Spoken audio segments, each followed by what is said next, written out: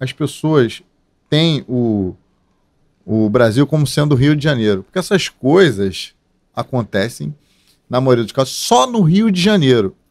Em Minas Gerais, a polícia vai em qualquer comunidade de forma muito tranquila, com uma viatura, dois policiais numa viatura de pistola, vai.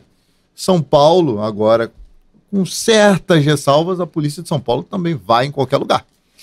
Isso é muito característico do Rio. Então eu vou pedir para que você, na sua resposta, inclua isso.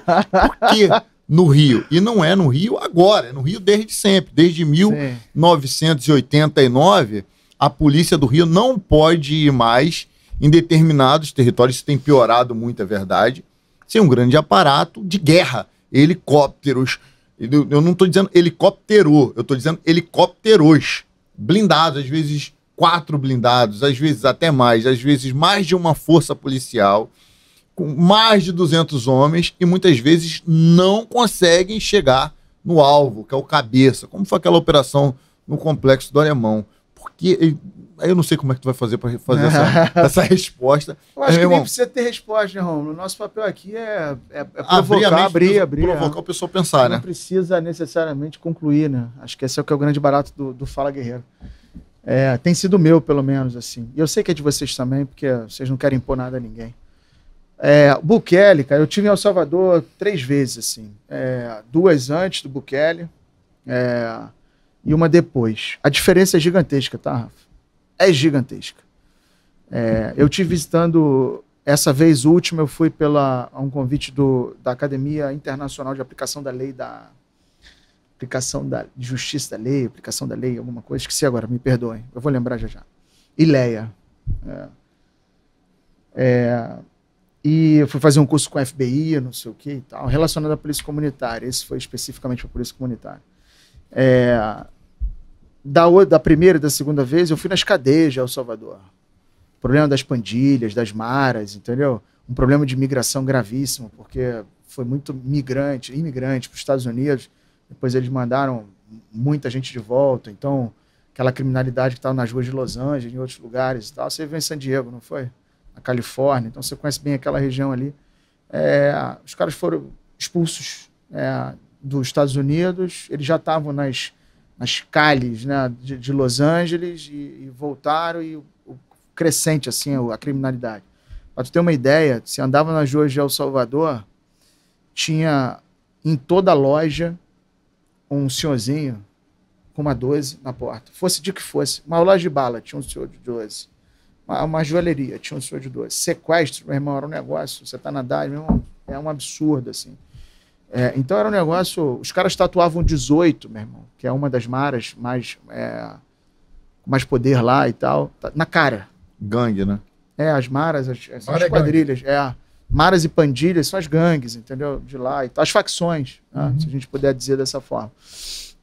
E o Bukele, de fato, deu jeito, assim. Eu não estou nem falando, cara, não vou colocar no jogo se ele é um ditador, se ele não é, entendeu? De que forma foi. Eu vou dizer para você que El Salvador que eu conheci é uma El Salvador completamente diferente do que eu visitei agora no 2023. Completamente diferente, irmão.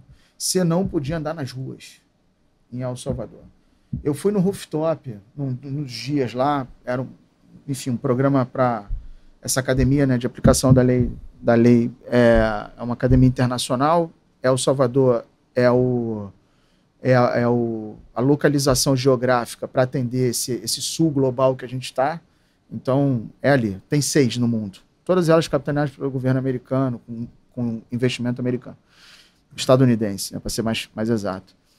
Rafa, o Bukele transformou o país. E aí, qual é a linha daqui? Cara, eu entendo quando ele faz a crítica ao país ou quando o interlocutor dele faz a crítica ao nosso país. Pô.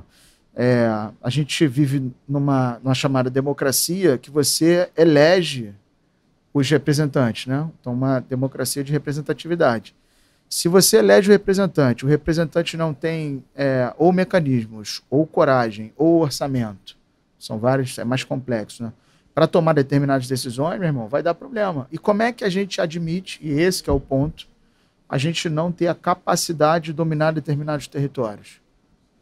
Como a gente admite isso como Estado? Como a gente admite isso como sociedade? Como a gente admite isso? E tem uma cidade partida, porque em alguns lugares os nossos números são europeus, pô. Não é em todo lugar que isso acontece, não, pô. E se você olhar o comportamento, por exemplo, das nossas comunidades, favelas, na Zona Sul é completamente diferente, pô. Olha o comportamento do Chapéu Mangueira, Olha lá, tu é de Zona Sul, Rafa. Olha o comportamento, pô, Ali, o Pavão, do Galo. Pavãozinho também, eu não ouço É, o Galo. do PPP. Eu moro perto do Pavão, Então, Pavãozinho. do Galo, do Pavão. Olha o comportamento dessas comunidades. Olha como é que funciona. Olha como é que funciona o Alemão e Maré. Olha como é que funciona o Complexo de Israel, tão falado ultimamente. Nós permitimos, como sociedade, e aí como tomadores de decisão, no caso dos gestores, que nós chegássemos onde chegou. É óbvio. Mas quem é responsabilizado no final? Quem é penalizado somos todos nós. Em especial as pessoas que vivem naquela região. E quem é responsabilizado? Nós, pô. Nós somos responsabilizados. Ou por omissão ou por ação. Ou por omissão, porque a gente não conseguiu fazer como policial, estou falando na ponta mesmo. Ou porque a gente agiu muito duramente, ou porque a gente fez além, entendeu? Não sei o que e tal. E vai dar certo quando? A sociedade precisa decidir, meu irmão. Como é que você trabalha sem amparo social? Como é que foi a greve dos bombeiros, irmão? Lembra aí? Greve dos bombeiros. Um tumulto, né? Tumulto generalizado, difícil. Greve dos bombeiros. E a população botando fitinha na época, governador na Sérgio Cabral, o que ele fez? Mandou todo mundo embora. Mandou embora, irmão. Motim. Mandou embora. Sociedade bota as fitinhas, diz que está do lado do Corpo de Bombeiros Militar. E o Sérgio Cabral se vê pressionado socialmente a retornar com aquela turma. Dali emergem algumas lideranças do Corpo de Bombeiros, inclusive o Cabo Daciolo, que virou deputado federal e depois candidato a presidente da República, independente da crença, da orientação religiosa dele, dos questionamentos ideológicos, da forma como ele se comunica, do time de futebol que ele torce, independente. Ele sai daquela luta ali, pô. E a sociedade fez o quê? Não, com bombeiro não. O bombeiro tem o quê agora? Paga lá o fundo do bombeiro. Tô errado? Aí, agora, STF, uma instância superior julgou, é obrigatório pagar o Corpo de Bombeiros. Eu tô na casa dos meus pais recentemente, meu pai é um crítico, meu pai é um homem politizado, ele pega o negócio do Corpo de Bombeiros e ele fala assim, isso aqui eu pago com alegria. Por quê? Eles venceram a narrativa. Eles venceram não tem problema no Corpo de Bombeiros? Tem. É isso que a gente está dizendo? Não tem problema no Corpo de Bombeiros? Não, tem muitos problemas no Corpo de Bombeiros.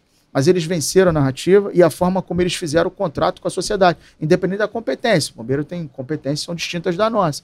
Qual é o contrato social que a gente está fazendo com a nossa sociedade? Pô? O Bukele fez com a dele. Ele tem unanimidade lá em El Salvador? Não tem, irmão. Não tem, porque uma parte significativa de El Salvador é de família dessa rapaziada. El Salvador é um país que não dá, sei lá, talvez Sergipe, Pernambuco, um país, né, não sei agora o número de habitantes, eu costumo saber, não sei, mas é um país pequeno. Geograficamente, um país pequeno em termos de habitantes. Então ele não é unanimidade, irmão. Não é, tá longe, porque tem muita gente que não vê. Mas ele fez um contrato social que as pessoas de bem, será que a gente pode fazer essa dicotomia, o bem e o mal, né? Elas toparam mais do que as pessoas que não toparam. A gente fez a pacificação, não fez? Um contrato social. Uhum. A gente foi capaz de levar a pacificação adiante? Muita gente das nossas comunidades topou fazer a pacificação. Pessoas começaram a ajudar a polícia, entenderam que aquele lugar ficou melhor, caramba. O que aconteceu? O que o Estado fez? As pessoas fizeram um contrato social na educação. Havia educação em tempo integral um tempo aqui. Com todas as críticas ao governador da época, eu sou apaixonado por educação, quem me conhece sabe disso, capitaneada lá pelo Darcy Ribeiro, pelo Anísio Teixeira e mais uma galera. Eles criaram a educação em tempo integral. O Estado foi capaz de manter a educação em tempo integral? Será que se a gente tivesse tido a educação, contraturno, esporte, você é um cara do esporte, cultura, acesso ao dentista, médico, 5 refeições, será que se a gente tivesse mantido aquele contrato social, será que a gente está vivendo o que está vivendo? Eu não sei, a gente não foi capaz de manter. Será que se a pacificação tivesse tido uma continuidade num estado verdadeiro, a gente estaria vivendo o que está vivendo? Será que na primeira barricada, se a gente tivesse dito, isso aí não, será que a gente tinha esses territórios cada vez mais? Porque não é mais sobre parar a polícia, É sobre dizer até onde é o meu território, irmão. Sim, sim. Primeiro fuzil apreendido. É, o primeiro fuzil, né? E aí as leniências. E aí nós estamos no Rio de Janeiro, o Rômulo falou do recorte, no aglomerado de Minas, irmão, não tem isso mesmo não. Nas vilas do Rio Grande do Sul não tem. Mas o Rio de Janeiro, como é vitrine para o mundo, é por isso que eu entendo quando fazem isso, o Rio de Janeiro é vitrine para o mundo. Mais um motivo para a gente não ter feito. Os dois estados que são vitrine para o mundo, hoje vivem as piores crises na segurança pública, que é a Bahia e o Rio de Janeiro. O Nordeste já vem vivendo, esse Pernambuco já vem vivendo, a Bahia vem vivendo agora, já de alguns anos para cá, não é de agora, já vem vivendo. O Norte vem vivendo, só que eles não têm a visibilidade que o Sul tem. Esse que é o desafio dos outros estados. O Rio de Janeiro tem uma vitrine, irmão, absurda. E aí o Bukele faz o Brasil como se fosse o Rio. É verdade, você tem razão na tua ponderação. Mas a perda de territórios, meu irmão, já está acontecendo. Isso está acontecendo no Rio, acontece em outros lugares. E essa perda de território não acontece só geograficamente. Quando você olha para o PCC, você percebe que o PCC entendeu que o território é abstrato. Não é só geografia, irmão. O PCC está na África fazendo logística, no continente. O PCC está na Europa, em portos europeus, com máfias russas, com máfias europeias, máfias italianas, máfias espanholas. Eles estão lá, irmão. Eles estão aqui do lado, eles estão no Paraguai. Depois que eles fizeram o que eles fizeram em Pedro Juan, que eles tomaram o Paraguai, irmão, já era. Eles entenderam que território, meu irmão, é para além. E qual é o maior país consumidor de drogas do planeta? Estados Unidos, pô. Eles que impuseram a política de drogas da forma como ela é concebida hoje. E quer saber uma outra coisa muito louca? Sabe quando é que a lei de lavagem de dinheiro muda? No 11 de setembro. Que antes podia qualquer parada. Mas os Estados Unidos percebeu que para aquelas torres caírem, o dinheiro precisou circular pelos Estados Unidos, o dinheiro do terrorismo, para financiar aqueles terroristas, inclusive alguns que assumiram... Ao longo de alguns anos, né? Ao longo de alguns anos. Eles falaram, não, a lei de lavagem de dinheiro precisa mudar. Em 2001, os Estados Unidos começam a olhar isso de um jeito diferente. E eles olham para as nossas fronteiras em Foz do Iguaçu, pô. Eles olham, eles falam, não, meu irmão, tem gente com ligação com o Hezbollah. Por conta dos árabes, né, que estão ali, não sei o que e tal. Você entende? Como... É complexo, irmão. É gigantesco o que a gente está falando aqui, pô. É muito gigante. E as tomadas de decisão, elas são feitas por conveniência. Ora é bom para mim, ora não é bom, eu não quero. Aí é brabo, irmão. Umas coisas eu queria falar. O primeiro equívoco é quando as pessoas supervalorizam o que o Bukele faz, não que não mereça valor, tá? O que ele fez lá é grandioso. O que ele fez lá no país dele é grandioso. Agora, eu moro em Duque de Caxias, né? E eu morava numa rua que não tinha asfalto, que eu tinha que colocar um saco plástico em cada um dos pés se eu quisesse chegar em casa, se eu quisesse chegar ao meu trabalho sem sujar minha repartição quando era da iniciativa privada. Era essa a minha situação. Ouvi muita história dessa, viu? E um belo dia houve uma eleição e um prefeito lá, um determinado prefeito, foi eleito. E aquele cara entregou o básico. Quando ele entregou o básico, era asfaltar as ruas, aí pintou os meios fios e tal, fez praça, uau! Nossa, tem brinquedinho pra criança aqui, aquilo era o máximo. Ele chegou num lugar onde ninguém fazia nada e fez o básico e todo mundo ficou encantado com aquilo. Esse é um ponto sobre o Bukele. Ele chegou ele assumiu a administração de um país que há muito tempo estava entregue à corrupção e com vários fragmentos de várias pequenas gangues que tomavam a cidade, as ruas, os bairros, etc., marcados por tatuagem, blá. Primeiro ponto, aqui no Brasil a gente sequer tem gangue, porque gangue a gente controla rapidamente. Aqui no Brasil nós enfrentamos organizações terroristas em um país continental. Então o Bukele tem que tomar cuidado, ou o jornalista, quando vai dar essas declarações, porque a gente não está falando de um país pequeno. Nós estamos falando do 5º maior país em dimensão do mundo. Esse é o Brasil. Nós somos o 5º país em dimensão. Nós temos uma costa marítima que é uma das maiores do planeta. E não só isso.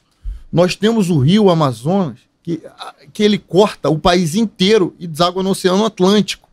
Então nós temos uma região com uma grande capacidade de entrada e saída de drogas e armas que não tem como comparar ao país do Bukele. Óbvio que ele tá fazendo um bom trabalho lá. Óbvio que ele tá tendo coragem, peitando um sistema que existia lá. Mas ainda não dá para comparar o país dele com o Brasil. O caminhão mesmo, brother. O caminhão mesmo. Nós não enfrentamos... Ok que o caminhão mesmo. Mas aqui, Rafael... Uma proporção maior que você também tem população maior, você tem mais polícia, você tem mais soldados, você tem mais recursos, você tem mais dinheiro. Mas não é só isso, Rafa. Você tem mais tudo. Aqui então, não é só isso. É problema, né? Você tem sim, mas assim, você também tem mais recursos para tudo, você tem mais material humano para tudo. Então, o caminhão mesmo. Então, eu discordo nesse ponto. Aqui a gente não enfrenta gangue, aqui a gente enfrenta a organização terrorista que derruba helicóptero, que explode, que joga molotov e granada em blindado. Lá não é gangue de bairro, bicho. Gangue lá dominava o país. Caraca, você tá falando de um país que talvez seja do tamanho do Rio de Janeiro, Rafael. Meu irmão, mas olha só, mas também tinha dinheiro, tinha menos dinheiro que o Rio de Janeiro. E as instituições também estavam corrompidas. Tinha menos dinheiro que o Rio de Janeiro, tinha menos recursos que o Rio de Janeiro, tinha menos soldado que o Rio de Janeiro. O tiro no pé que eu acho que ele deu, receber deportado dos Estados Unidos. Fala aí, Estados Unidos, na moral, de coração, se a Venezuela não quer receber de volta os criminosos dela, fica aí contigo, irmão. Se ele recebeu... Não, tô recebendo aqui porque o meu sistema penitenciário aqui é pica. O meu é diferente, todo mundo... mais diferente que os Estados Unidos, faltou aí até um pouco de humildade. Os Estados Unidos têm mais grana, tem uma política de segurança talvez um pouco mais apurada. Eu vou receber aqui porque eu sou o pica. Pode ter certeza que ele recebeu um incentivo dos Estados Unidos para guardar aquele lixo que os Estados Unidos não queria lá. Porque eu sou um país, tudo que eu não quero aqui, no meu país, é receber mais bandido. Mas ele quis receber os deportados de outros países, que os seus países de origem, o próprio país de origem, não vamos receber. Não, manda pra cá que eu recebo. Isso também, na minha opinião, já é um tiro no pé. Então, assim, ele acerta muito lá. Mas essa figura do prefeito de Caxias, a gente não pode esquecer também, que é um cara que chegou num lugar onde ninguém fazia nada e decidiu fazer o básico de todo mundo. Eu te entendo, assim, que máximo! Eu te entendo e entendo o Rafa, assim. Acho que tem uma proporcionalidade mesmo, né? Assim, são histórias diferentes, mas concordo também com o Rafa, assim, as estruturas lá estavam absolutamente corrompidas mesmo. Era difícil, velho, não era fácil fazer, não. E eu te entendo ao mesmo tempo que você fala do padrão, sabe? Assim, pô, você tá fazendo o básico e você tá recebendo palmas. É igual votar no político que a gente acha que ele é honesto. Pô, meu irmão, não devia votar no político que eu acho que ele é honesto. Isso devia ser o padrão. Eu devia votar nele, pô, porque a gente tem ideias parecidas, porque, pô, ele defende uma determinada causa. Vocês sabem, assim, eu jogo uma pelada segunda-feira, toda segunda-feira, na casa do Romário, pô, o baixinho do Tetra, irmão. Pô, é uma alegria estar ali. O Romário hoje é senador da República. Ele defende duas grandes causas. Pô, a causa da pessoa com deficiência e a causa do esporte. São duas causas pelas quais eu sou apaixonado. Em especial da pessoa com deficiência. Pô, eu voto no cara, irmão, para além do esporte, né? Pô, o cara fez isso, fez aquilo outro, tal, pelo esporte, eu voto nele, cara, também por conta dessa causa, irmão. Não é porque o Romário é honesto ou não é honesto. Eu nem penso nisso, porque isso é uma obrigação dele. Então, eu nem penso nisso, é um padrão. Agora, é verdade, pô. Quando você vai fazer uma comparação, por exemplo, regulamentar as drogas no Uruguai. Pô, meu irmão, desculpa. O Uruguai é um país de 3 milhões de habitantes, pô. Nós somos um país de 215 milhões de habitantes, pô. O Uruguai, nas dimensões, porra, cabe, sei lá, cara, quantos uruguaios dentro do Brasil? 30 uruguaios dentro do Brasil? Você entende? É muito diferente, pô. O Rômulo falou das fronteiras. Meu irmão, são mais de 15 mil quilômetros de fronteira seca que a gente tem. A gente faz fronteira com a Colômbia, Peru, Bolívia, por exemplo, que são os maiores produtores e exportadores de cocaína do planeta. A gente faz fronteira com o Paraguai, que é para onde entra a imensa maioria da maconha que se consome nesse país. Pô, a gente tem mais de 7 mil quilômetros de costa marítima, irmão. É muita coisa. E o Uruguai? Pô, como é que compara? Então eu te entendo perfeitamente. Não, o que eu acho que faz uma diferença com o Bukele, Romulo, e eu não estou concordando nem discordando, a gente está pensando aqui. Sim. É que o movimento, meu irmão, ele é um movimento difícil quando tá tudo... Sabe quando tá tudo bem dividido ali, tá todo mundo roubando pra caramba, o Estado tá corrompido, tá tudo... E o cara vai lá e ele bota essa bandeira e ele consegue fazer acontecer. Aí é um mérito... Não tô falando dos meios, tá? Sim. A gente pode questionar os meios ou ter uma conversa sobre isso em outro momento.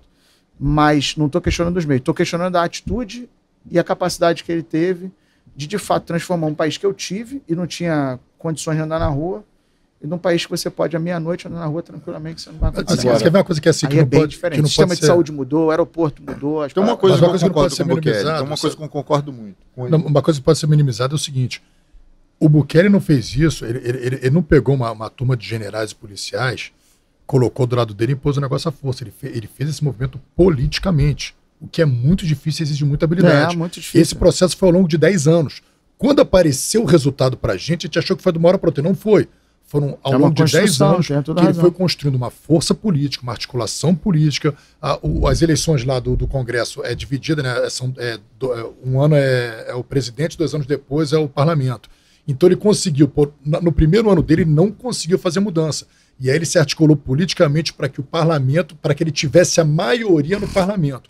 Com a maioria do parlamento, ele conseguiu articular para destituir o Supremo Poder Judiciário do local que ele via que também estava completamente aparelhado. Então, foi uma articulação política muito habilidosa, muito trabalhosa, que aí depois que ele conseguiu maioria no parlamento, conseguiu renovar o Poder Judiciário, aí sim ele começou a conseguir implementar as políticas dele. E talvez aceitar essa condição de receber o preço dos Estados Unidos foi um fator político de negociação para ele conseguir construir 40 mil vagas na parada. É relação internacional. Não é matar assim, eu falo assim, pô, bicho, olha só. E a narrativa dele é a que vende pro povo dele. Não, assim, talvez isso que fez ele conseguir construir os Estados Unidos mandou o dinheiro e tal. Não, e construiu o maior presídio do mundo, um dos maiores presídios do mundo. Então, assim, é político. Olha, deixa eu receber, você me ajuda a construir o maior presídio do mundo. Não é uma coisa. A gente tem mais detalhes aí. Quando ele assumiu a presidência lá do país dele, o país dele era, mas de longe, muito, muito, muito pior que o Brasil. E eu não vivo lá para dizer o quanto que melhorou, tá?